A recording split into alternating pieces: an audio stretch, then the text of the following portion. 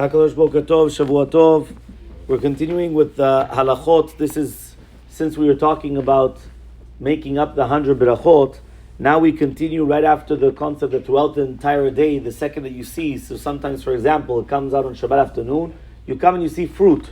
So therefore, you will make beracha on fruit in order to be marbe berachot, to have more and more berachot, because we are lacking in the 100 berachot. After that, we're going to speak about now sleeping on Shabbat. We're talking about Shabbat afternoon and learning Torah throughout the entire Shabbat. So it says here, the Halacha Berurah brings down, it is fitting, right, to sleep a little bit during the day of the Shabbat, to be mekayem the mitzvah of oneg Shabbat. And especially if a person is accustomed to sleeping, right, so then it's a mitzvah.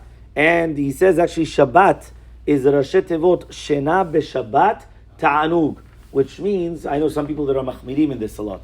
Right, what does that mean? Right, that means it says Shena B'Shabbat. If you're going to sleep on Shabbat, it's a ta'anug.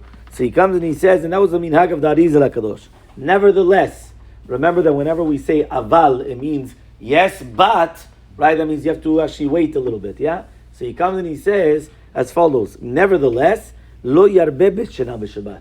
Do not sleep too much on Shabbat. Why? Because sarich l'arbo b'Torah b'yom Shabbat.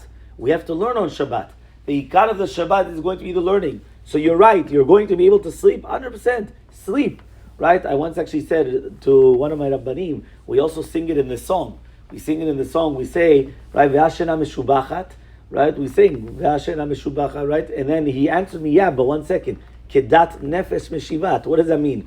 Only that which the nefesh actually needs, not more than that. And again, it doesn't say, right, as if to say the body, what the body needs. It says what the nefesh needs. Oh, whatever the neshama needs, that's it. You have to sleep a little bit, 100%, but there's always going to be a certain amount.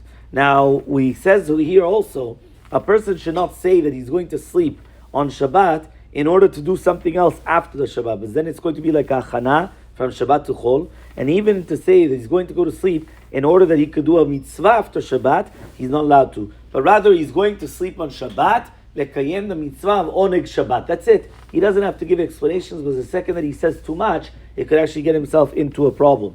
Now, if he says when he goes to sleep on Shabbat, and he doesn't say anything, even though his kavanah is in order that afterwards he could write or he could learn on Motzei Shabbat, you could still be lenient, right? Only if you say it mefurash, only if you say explicitly that you're doing this for Motzei Shabbat, then it's going to be a suda. Means even though you're kavanah, right? You're going to take a 2-hour nap on Shabbat afternoon. In order to Motzei Shabbat, you could stay up until 3 in the morning and you're going to be writing and writing and writing, right? It's going to be chidushet Torah. You're doing a mitzvah. But as long as you're not mentioning it, it's going to be mutar of what you're doing.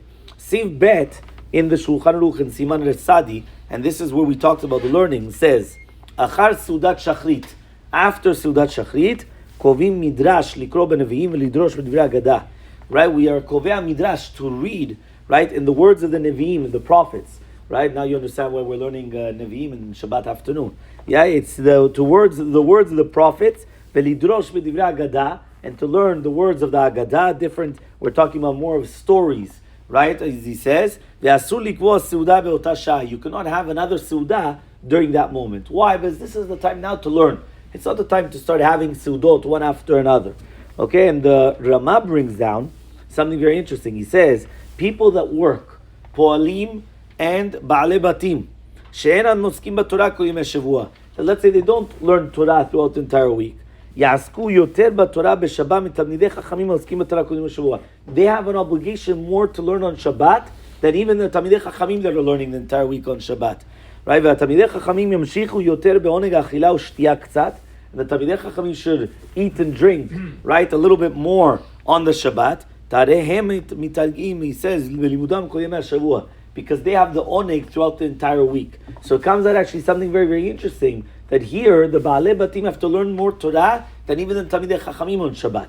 And therefore it's very, very important. All of a sudden on Shabbat everyone becomes Talmidei Chachamim. Yeah, that all of a sudden, so it depends where they are, where they're standing. So it's actually a Talmud Yerushalmi. The Talmud Yerushalmi says, in Shabbat, Perek Tetvav Halacha Gimel, Amar Rabbi Chia bar Abba, Lo nitznu Shabbatov Yamin Tovim LiYisrael, Ela la'asot b'hem et Divrei Torah. What was the reason why the Shabbat and Yom Tov was given to Bnei Yisrael? In order that we should be able to learn Torah, right? And the Torah brings it down, right? In the name of the Midrash, the Torah said in front of HaKadosh Baruch Hu, Ribono Shel Olam, when they're going to go into the land of Israel, one's running to his orchard, the other one to his field, what's going to happen with me? Everyone's going to be working. During the desert, there was no work. Everybody had their man come down from the Shamayim, and then they were able to learn all day. But all of a sudden, they come into the land of Israel. They're going to work their fields. They're going, now, what are they going to learn? So HaKadosh Baruch Hu said, Amar la, Yesh li zug shani mizaveg lecha, v'Shabbat shemo. I have a shidduch for you. What's the name? Shabbat. Shem betelim imlachtam yochulim lasot becha. That they are not going to work on that day, and then you're going to be learning the Torah.